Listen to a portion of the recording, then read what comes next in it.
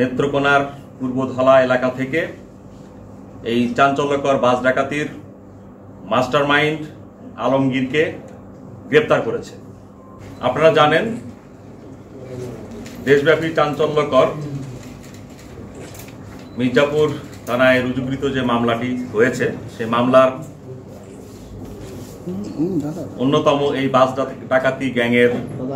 3 জন সদস্য মোহিত, সবুজ এবং শরীফুজ্জামানকে আমরা ইতিপূর্বে গ্রেপ্তার করেছিলাম। আপনাদেরকে এটাও বলেছিলাম যে মোহিত আন্তজেলা বাস ডাকাতের সক্রিয় সদস্য। মোহিতের দেয়া তথ্য মতে এবং আমরা আমাদের যে সমস্ত ইনফর্মার আছে তাদের কাছ থেকে বিভিন্ন তথ্য উপাত্ত নিয়ে আমরা গতকালকে নেত্রকোনার পূর্বধলা এলাকা থেকে এই চাঞ্চল্যকর বাস ডাকাতির মাস্টারমাইন্ড আলমগীরকে গ্রেপ্তার করতে সক্ষম হয়েছে। আমাদের জেলার গোয়েন্দা টিম নেত্রকোনার পূর্বধলা এলাকা থেকে এই চাঞ্চল্যকর বাস ডাকাতির মাস্টারমাইন্ড আলমগীরকে গ্রেপ্তার করেছে। সেখানে আলমগীরের কাছ থেকে আমরা তথ্য উপাত্ত নিয়ে এবং আমাদের যে সমস্ত নিজস্ব সোর্স আছে, ইনফর্মার আছে, তাদেরকে নিয়ে আবারও অপারেশন করি এবং এই অপারেশনের ফলশ্রুতিতে এবং আলমগীরের তথ্য উপাত্তের মাধ্যমে আমরা আশুলিয়া থানার ধানসোনা এলাকা থেকে রাজীবকে পাই এবং আলমগীর বলেছিল যে তার কাছেই এই ডাকাতির লুণ্ঠনকৃত মালামাল আছে এবং আমরা রাজীবকে পেয়ে যাই এবং রাজীবের কাছ থেকে এই মামলার লুণ্ঠনকৃত 10টি মোবাইল সেট, 4200 টাকা, 210 টাকা, ডাকাতি কাজে ব্যবহৃত 2টি চাকু,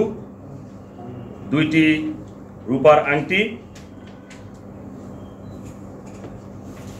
নারীদের ব্যবহৃত ইমিটেশনের 5 জোড়া চুড়ি, যাত্রীদের এটিএম কার্ড, এনআইডি কার্ড, 3টি ব্যাগ এবং যে চাঞ্চল্যকর যে ডাকাতিটি যে বাসে সংঘটিত হয়েছিল সেই বাসের টিকিট এবং বিদ্যুৎ বিল পরিশোধের রসিদ, যেটি কিনা যাত্রীরা বহন করছিল, এবং 3টি ব্যাগ, এটি আমরা উদ্ধার করতে সমর্থ হই। তো আপনারা আরও আপনাদের জ্ঞাতার্থে জানাচ্ছি, এই চাঞ্চল্যকর বাস ডাকাতির যে মূল মাস্টারমাইন্ড আলমগীরের নামে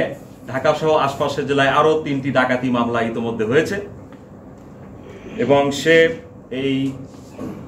আন্তজেলা গ্যাংচক্রের মূল মাস্টারমাইন্ড। মূলত তার নেতৃত্বেই বিভিন্ন জনপদের বিভিন্ন মহাসড়কে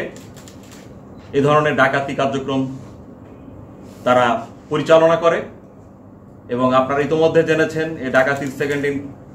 কমান্ড যিনি ছিলেন মোহিত, তাকে ইতিমধ্যে আমরা গ্রেপ্তার করেছি আগে এবং সে আমাদের ইতিমধ্যে রিমান্ডে আছে।